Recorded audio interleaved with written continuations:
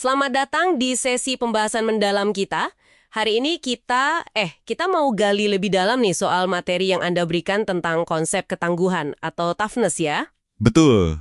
Materi ini kayaknya menantang pemahaman umum kita soal apa sih artinya jadi tangguh itu. Jadi misi kita kali ini apa nih? Kita coba bedah ya, apa sih sebenarnya ketangguhan itu? Terutama soal menerima apa yang mampu kita lakukan, ini dari catatan Anda. Oke, mari kita mulai bongkar. Ada banyak kutipan menarik nih dari pelatih olahraga, atlet, terus ada pelatihan militer, sampai studi psikologi juga. Lengkap ya? Iya, benar sekali. Soalnya kan gagasan populer tentang tangguh itu seringnya terlalu sederhana. Malah kadang keliru.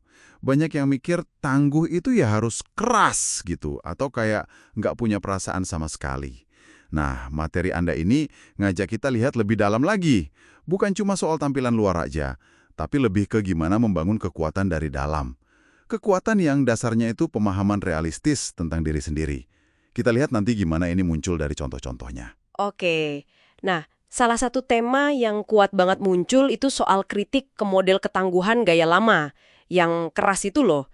Di catatan Anda disebut tuh contoh kayak pelatih Bobby Knight yang metodenya kasar banget, atau kisah Junction Boys sama pelatih Bear Bryant. Sering diromantisirkan cerita-cerita kayak gitu. Betul, sering dianggap contoh sukses menempa tim juara, gitu ya. Iya, kayak gitu. Sisi lainnya, sisi yang jarang diceritain. Metode Knight itu sekarang banyak dianggap kasar, malah cenderung abusive. Dan tim Junction Boys itu, yang katanya selamat dari latihan brutal, ternyata mereka kalah telak loh, 1-9 di musim pertamanya. Wah, serius? Iya, dan fakta lain lagi, cuma 8 pemain dari camp awal itu yang masih ada di tim sukses 2 tahun kemudian. Jadi banyak yang bertahan itu, kalau ditelaah lagi, bukan karena paling tangguh, tapi lebih karena merasa nggak punya pilihan lain aja, nggak bisa pergi gitu. Wow, itu poin krusial banget ya. Jadi pendekatan keras biar tangguh ini bukan cuma sering salah kaprah, tapi malah bisa bahaya. Kita jadi ingat kasus tragis pemain football Jordan McNair ya yang meninggal karena heat stroke fatal itu. Gara-gara dipaksa latihan melampaui batas kemampuannya. Ini kan nunjukin risiko fatalnya kalau kita abai sama batasan diri. Betul sekali. Dan materi Anda ini menarik perbandingan dengan pelatihan militer SERE. Itu loh, Survival, Evasion, Resistance, Escape. Banyak orang kan fokusnya ke bagian akhir yang dramatis. Simulasi penyiksaan, bertahan hidup di alam liar, gitu kan? Iya, yang seru-seru itu biasanya. Nah, tapi yang sering kelewat itu justru fase pertama. Yang paling dasar, pelatihan di kelas. Para tentara itu justru diajarin dulu. Dikasih keterampilan psikologis, keterampilan praktis, buat hadapi stres, hadapi sepi, putus asa. Itu sebelum mereka dilepas ke situasi sulit. Jadi tujuannya bukan cuma nyaring siapa yang kuat, bukan.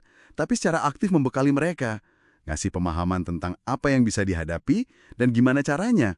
Ini soal membangun kapabilitas, bukan cuma nguji secara brutal. Wah, ini bener-bener ngubah cara pandang sih. Jadi bukan sekedar ya udah lempar aja ke jurang terus harap bisa renang sendiri.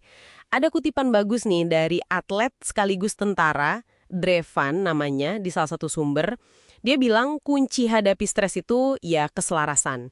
Selaras antara apa yang kita tunjukin keluar sama apa yang sebenarnya kita mampu lakuin. Jadi mengakui kemampuan dan batasan diri secara jujur itu fondasi penting ya.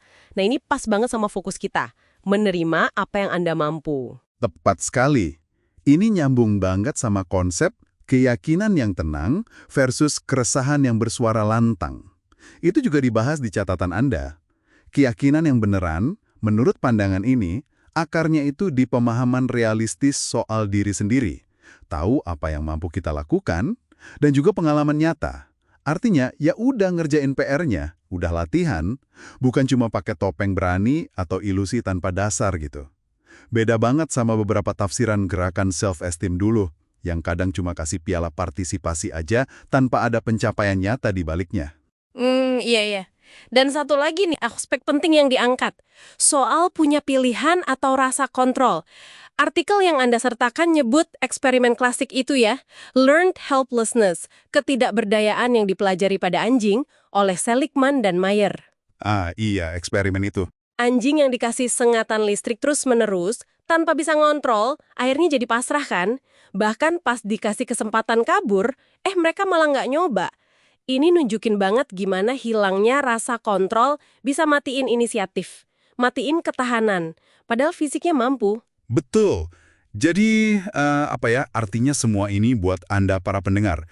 Rangkaian materi ini kayaknya ngarahin kita ke definisi tangguh yang lebih kaya. Bukan soal jadi kebal atau menekan perasaan habis-habisan. Bukan itu. Tapi lebih ke kemampuan buat mengalami rasa nggak nyaman itu. Terus memperhatikannya dengan sadar, dan kemudian secara sengaja menciptakan ruang buat ambil tindakan yang paling bijak di situasi itu.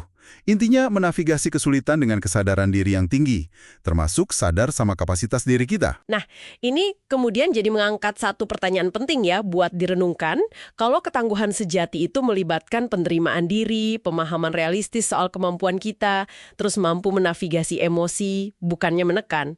Gimana kalau langkah pertama buat jadi tangguh yang sesungguhnya, itu justru dimulai dari berani mengakui keterbatasan kita, bahkan kerentanan kita sendiri. Sesuatu untuk Anda pikirkan lebih lanjut ya.